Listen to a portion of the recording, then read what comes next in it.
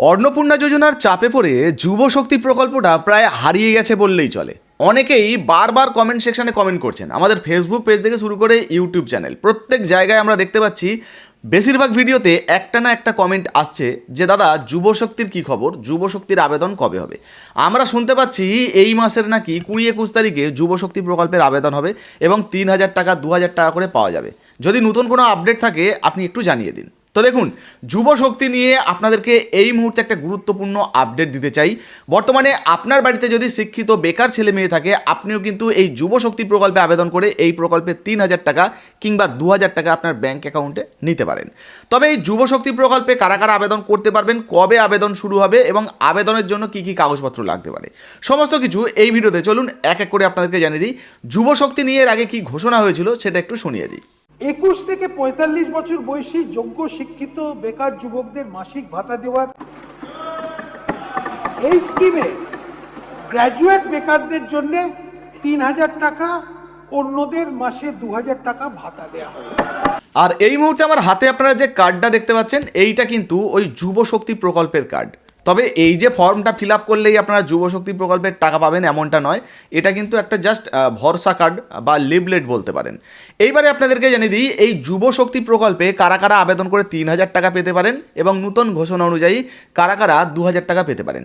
দেখুন, আগেই কিন্তু ঘোষণা হয়ে গেছিল যে যুব শক্তি প্রকল্পে যারা গ্র্যাজুয়েট, যে সমস্ত গ্র্যাজুয়েট বেকার ছেলেমেয়েরা রয়েছেন, তারা যদি আবেদন করেন তারা কিন্তু 3,000 টাকা করে প্রত্যেক মাসে পাবেন। আর যারা গ্র্যাজুয়েট নন, তার নিচে এক্ষেত্রে আপনারা মাধ্যমিকই ধরে চলতে পারেন, মাধ্যমিক পাস, তো তাদেরকে 2,000 টাকা করে দেওয়া হবে প্রত্যেক মাসে, বেকার ছেলে মেয়েদেরকে।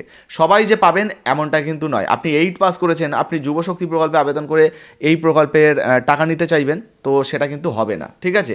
মোটামুটি গ্র্যাজুয়েট হতে হবে এবং মাধ্যমিক সর্বনিম্ন সম্ভবত মাধ্যমিক হতে হবে। এই নিয়ে কিন্তু একটা নতুন গাইডলাইন প্রকাশিত হওয়ার কথা রয়েছে যে কারা কারা টাকা পাবে, কারা কারা পাবে না, বা কী কী কাগজপত্র লাগবে। যখন সেটা প্রকাশিত হবে তার সম্পূর্ণ তথ্য কিন্তু পরবর্তীতে আপনাদেরকে দেবো। এবার অনেকে জানতে চাইছিলেন যে দাদা যুব শক্তি প্রকল্পে যদি আবেদন হয় তাহলে কি অনলাইনে আবেদন হবে।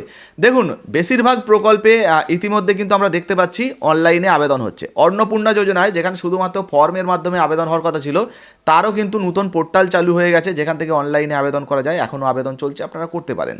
তবে এই যে যুব শক্তি প্রকল্প, এই যুব শক্তি প্রকল্পও যখন চালু হবে সেখানে অনলাইন এবং অফলাইন দুইভাবেই আবেদনের পদ্ধতি থাকবে। আশা করব যে অনলাইনেও আপনারা আবেদন করতে পারবেন। যখনই আবেদন শুরু হয়ে যাবে কীভাবে করবেন সেটাও কিন্তু ভিডিওর মাধ্যমে জানিয়ে দেবো।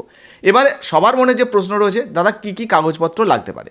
দেখুন, কাগজপত্র বলতে গেলে যেহেতু যুব শক্তি প্রকল্প শিক্ষিত বেকার ছেলেমেয়েদের জন্য করা হচ্ছে, এবার ধরুন আপনি 3,000 টাকার জন্য আবেদন করতে চাইছেন, তাহলে আপনার গ্র্যাজুয়েশনের সার্টিফিকেট লাগবে।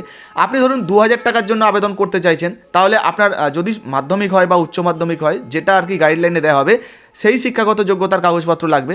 সঙ্গে ভোটার কার্ড, আধার কার্ড, রেশন কার্ডের মতো ডকুমেন্টও কিন্তু অনলাইনে বা অফলাইনে আপনাদেরকে জমা করতে হতে পারে, কিংবা ব্যাঙ্ক অ্যাকাউন্টও লাগতে পারে।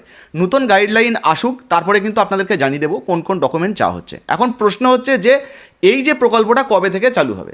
21 থেকে 45 বছর বয়সী যোগ্য শিক্ষিত বেকার যুবকদের মাসিক ভাতা দেওয়ার উদ্দেশ্য অক্টোবর 2026 থেকে ভরসা কর্মসূচি চালু করা হবে। দেখুন, আগেই হয়তো আপনারা লাইভটা শুনলেন, আপনাদেরকে দেখিয়ে দিলাম, সেখানে পরিষ্কারভাবে উল্লেখ করা হয়েছে 2026 অক্টোবর থেকে এই প্রকল্পটা চালু হয়ে যাবে। মানে আপনাদেরকে আরও বেশ কয়েক মাস কিন্তু অপেক্ষা করতে হবে এই প্রকল্পের জন্য। অক্টোবরের শেষের দিকে বা তার পরের মাসেও কিন্তু এই প্রকল্প চালু হতে পারে। যখনই চালু হয়ে যাবে পরবর্তীতে ভিডিওর মাধ্যমে কিন্তু আপনাদেরকে জানিয়ে দেবো যে কীভাবে আবেদন হচ্ছে, কী কী কাগজপত্র লাগছে, কোন কোন যোগ্যতা রয়েছে, গাইডলাইন এলে কিন্তু আপনাদেরকে জানিয়ে দেবো। এই মুহূর্তে এই যে যুব শক্তি প্রকল্পে আপনি আবেদন করতে চান কিনা, বা এর আগে আপনি যুবসাথী প্রকল্পে আবেদন করেছেন কিনা, অবশ্যই লিখে জানাবেন। ভিডিও ভালো লাগলে লাইক দিয়ে শেয়ার করে দেবেন। ফেসবুক থেকে দেখছেন, এখনো পর্যন্ত ফলো করেননি, অবশ্যই ফলো করে পাশে থাকবেন। আর ইউটিউব থেকে দেখলে সাবস্ক্রাইব করতে ভুলবেন না। ধন্যবাদ।